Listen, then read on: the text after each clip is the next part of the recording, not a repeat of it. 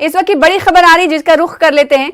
इस वक्त की बड़ी खबर आपको बता दें, नवाब मलिक को लेकर आ रही। नवाब मलिक को गिरफ्तार किया गया है महाराष्ट्र से। इस वक्त की बड़ी खबर, कैबिनेट मिनिस्टर हैं, इस वक्त की बड़ी खबर आपको दे रहे हैं। नवाब मलिक गिरफ्तार किए गए हैं। कुछ देर पहले एनसीपी की तरफ से हमने आपको तस्वीरें दिखाई थी कि कारकुनों की तरफ से एहतजाज किया जा रहा है। अब नवाब मलिक को गिरफ्तार किया गया है। तो इस वक्त की बड़ी खबर महाराष्ट्र से आपको दे रहे, महाराष्ट्र के वजीर नवाब मलिक को गिरफ्तार किया गया है। इस वक्त की बड़ी खबर आपको दे रहे हैं महाराष्ट्र से। आपको बता दें कि लगातार नवाब मलिक को लेकर कई बार हमने न्यूज़ 18 उर्दू ने तस्वीरें भी दिखाई थी कि एनसीपी के जो कारकुन थे वो एहतजाज कर रहे थे, धरना दे रहे थे। इस वक्त की बड़ी खबर आपको दे रहे हैं कि महाराष्ट्र के वजीर नवाब मलिक को गिरफ्तार कर लिया गया है। नवाब मलिक को ईडी ने गिरफ्तार किया है। मनी लॉन्ड्रिंग मामले में ये गिरफ्तारी अमल में लाई गई है।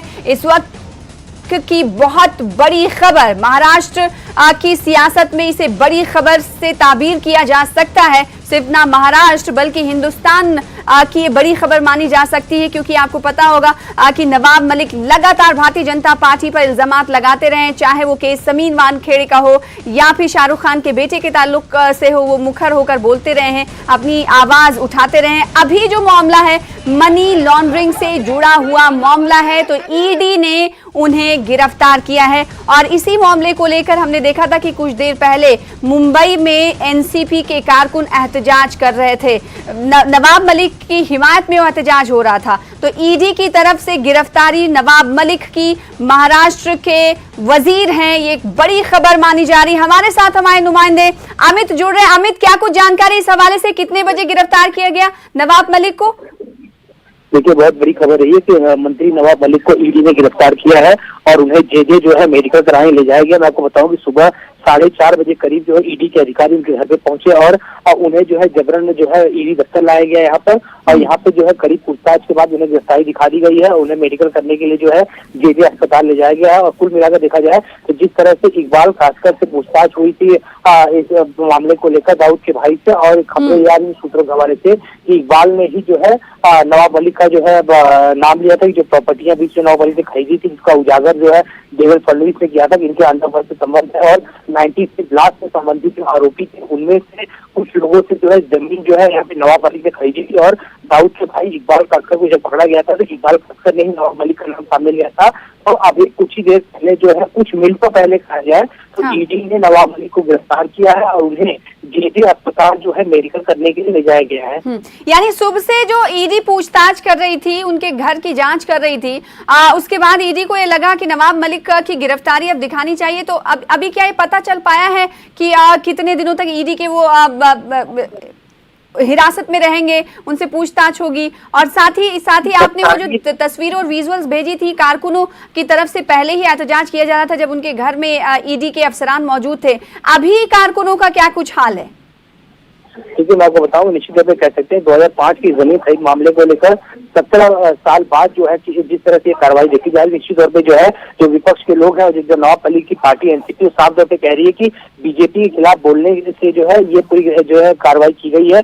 जो कोई भी बीजेपी के खिलाफ बोलेगा उस पर ये कार्रवाई की जा सकती है। लगातार जो है जो समर्थक एनसीपी के वो प्रोटेस्ट कर रहे थे। समर्थक जो है ईडी दफ्तर के बाहर भी पहुंचे, समर्थक एनसीपी दफ्तर के बाहर भी उन्होंने जो है प्रोटेस्ट किया इस पूरे मामले को लेकर। तो निश्चित तौर पर कह सकते हैं कि बड़ी गिरफ्तारी है नवाब मलिक की। आप देख रहे थे पिछले कुछ महीनों से जिस तरह से समीर वानखेड़े का मुद्दा जो है निकाला गया, जिस तरह से देवेंद्र फडणवीस को जो है घेरने की कोशिश की गई नवाब मलिक द्वारा, देवेंद्र फडणवीस की पत्नी जो है उन पर भी आरोप लगाया गया, बीजेपी के नेताओं पर भी आरोप लगाया गया। तो निश्चित तौर पर कह सकते हैं कि नवाब मलिक जिस तरह से जो है बीजेपी के खिलाफ लगातार बयानबाजी कर रहे थे, इसलिए उन्हें गिरफ्तार कर दिया गया। ऐसा आरोप जो है अमित की जिसकी वजह से इनकी गिरफ्तारी अमल में लाई गई है, आपने कहा कि 2005 में जमीन खरीद मामले से जुड़ा हुआ ये मामला है, जिसके बाद अब गिरफ्तारी अमल में लाई गई है। तो इतना वक्त क्यों लग गया? देखिए, सवाल यही उठा रहे हैं ये लोग कि 2005 में जमीन सौदा हुआ था। जो आरोप लगाया गया है कि 2005 में ये जमीन जो है एक जो बम ब्लास्ट के आरोपी है उससे लगाया गया। 2021 में देवेंद्र फडणवीस ने एक प्रेस कॉन्फ्रेंस लेकर संबंधित जमीन का सौदा मुंबई बम ब्लास्ट में मामले में लिप्त एक आरोपी से खरीदने की बात कही। सलीम पटेल इस जमीन का मालिक बताया जाता है। ये सभी बातें वही आदमी ने कहा जो कभी राज्य का रिस्पेक्टेड मुख्यमंत्री रहा है, जिससे रात भर नींद नहीं आ रही थी, जो रात और दिन भर सिर्फ एक ही सप्ताह देखा था कैसे जो है महाराष्ट्र सरकार को गिराया जा सके। तो कहीं ना कहीं देवेंद्र फडणवीस पे जो एनसीपी लगातार आरोप लगा रही है। 2005 का मामला और कार्रवाई 2022 में हो रही है और 2021 में इसी मामले को लेकर देवेंद्र फडणवीस ने प्रेस कॉन्फ्रेंस लेकर आरोप लगाया था कि बम ब्लास्ट के आरोपी से जमीन खरीदी गई और दाऊद यानी अंडरवर्ल्ड डॉन दाऊद इब्राहिम से जो है पूरा मामला था। और इसी के मामले को देखते हुए कुछ दस्तावेज जो है वो रेवेन्यू डिपार्टमेंट, वित्त मंत्रालय और ईडी के दफ्तर जो है देवेंद्र फडणवीस ने सौंपे थे। उसके बाद से ईडी कार्रवाई तेज होगी और जिस तरह से नवाब मलिक लगातार आरोप लगाए थे देवेंद्र फडणवीस पे, बीजेपी पे आरोप लगाए थे, प्रधानमंत्री नरेंद्र मोदी पे, गृह मंत्री अमित शाह को जो है घेरे में ले रहे थे, हर एक मुद्दे पे नवाब मलिक बेबाकी से अपनी राय रख रहे थे। तो इसी तरह एनसीपी का, कांग्रेस का और जो शिवसेना, तीनों पार्टी जो सरकार चल रही महाविकास आघाड़ी की, इसमें साफ तौर का कहना है कि इसी की वजह से जो है ये कार्रवाई हुई है। नवाब मलिक को जो इस पूरे मामले में गिरफ्तार किया गया है। जी, अब तो बयानों का भी सिलसिला शुरू हो जाएगा। जाहिर सी बात है, महाविकास आघाड़ी की सरकार है, ऐसे में देखना होगा कि वजीर आला उद्धव ठाकरे की तरफ से, शिवसेना की तरफ से क्या कुछ बयानात सामने आते हैं, क्या कुछ शुरुआत हुई? देखिए, निश्चित तौर पर माजिद नेमत जो पहले राज्यसभा सांसद थे, एनसीपी के लीडर है, वरिष्ठ वकील है, उनका साफ तौर पर कहना है कि इस बारे में कार्रवाई की जा रही जानकारी जो नवाब मलिक को नहीं दी गई, कोई नोटिस नहीं दी गई। सभी जांच एजेंसियां आजकल बीजेपी के इशारे पे कार्रवाई कर रही है। राजनीतिक लड़ाई जो है वो हमें लड़नी होगी। ईडी समाज निवेदन है कि कोई भी गैर कानूनी कदम न उठाए, जो भी कानूनी लड़ाई है उस हिसाब से अपनी लड़ाई लड़ेंगे। नवाब मलिक पूरी तरीके से निर्दोष है, तो इसको लेकर जो है एनसीपी, कांग्रेस, शिवसेना यानी महाविकास आघाड़ी के लोग जो है पूरी तरीके से जो है इनके समर्थन में आ गए। वही बीजेपी का ये कहना है कि आदमी देख के, मंत्री पद देख के या पार्टी देख के कार्रवाई नहीं की जाती। जो भी आदमी लिप्त होता है इन पूरे कारगर में, उस पर ही ईडी जो जांच एजेंसियां कार्रवाई करती है। कहीं ना कहीं इन्होंने गुनाह किया, इससे कार्रवाई हो रही है। ये कोई बदले की या द्वेष की भावना बिल्कुल नहीं है। तो ये सुबह से जो पूछताछ 4:30 बजे से आपने कहा कि ईडी के अफसरान उनके घर पहुंचे हैं और पूछताछ वो कर रहे थे, तो बड़ा लंबा वक्त गुजर चुका। 4:30 से लेकर अभी 4:30 शाम के बजने वाले हैं, तो बहुत लंबा ये वक्त हो जाता है पूछताछ का। ऐसे में फिर उनको मेडिकल टेस्ट के लिए ले जाना, फिर उसके बाद आगे क्या होगा, क्या सूत्र बता रहे हैं, जल्दी से बताइएगा। इस वक्त एनसीपी लीडर भी जुड़ चुके हैं, फिर उनका हम रुख करेंगे।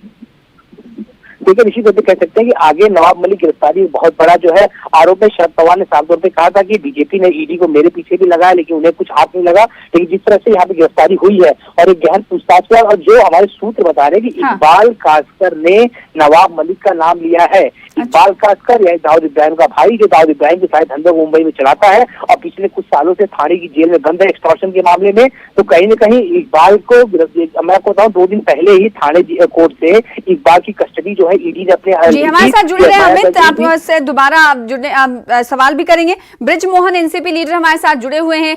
एनसीपी का एक बड़ा नेता, एक बड़ा वजीर नवाब मलिक, जो भारतीय जनता पार्टी के खिलाफ पिछले कई महीनों से हमने देखा है कि उनकी तरफ से हमले किए जाते रहे हैं और आज वो गिरफ्तार किए जा रहे हैं। तो मनी लॉन्ड्रिंग केस में ईडी गिरफ्तार कर रही ब्रिज मोहन साहब। देखिए, इस मामले में राष्ट्रवादी कांग्रेस पार्टी का बहुत ही स्पष्ट मत है कि ये पूरी नवाब मलिक पे जो कार्रवाई हो रही है वो पूरी तौर से बदले की भावना से हो रही है।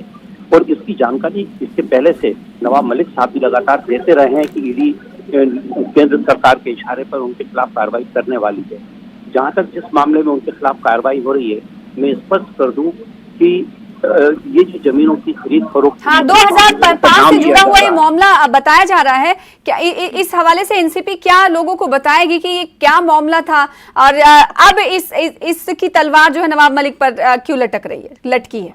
इसकी जानकारी हम लोग निश्चित रूप से पब्लिक डोमेन में देंगे, जनता को अवगत कराएंगे इसकी हकीकत क्या है। जहाँ तक मेरी जो जानकारी है, जिस समय जिस धाराओं में इसके ऊपर केस रजिस्टर्ड किया गया है, उस समय ये एक्ट देश में एप्लीकेबल ही नहीं था। ये 2005 में आया है और ये जो खरीद फरोख्त उसके पहले की। दूसरा इसका सबसे गंभीर पहलू ये है कि जिन लोगों से जमीन की खरीद फरोख्त का जो दावा ईडी कर रही है, उस समय वो लोग ना तो इस बात से बाधित किए गए थे कि वो अपनी जमीन नहीं बेच सकते और ना ही उनको किसी केस में अपराधी घोषित किया गया था। तो उस समय की जो भी डील है, कंपनी ने एक बिलीवर तरीके से सरकार का रेवेन्यू देकर उस जमीन को खरीदा है। तो मैं सोचता हूँ कि उसमें मनी लॉन्ड्रिंग जैसा कोई मुद्दा नहीं है।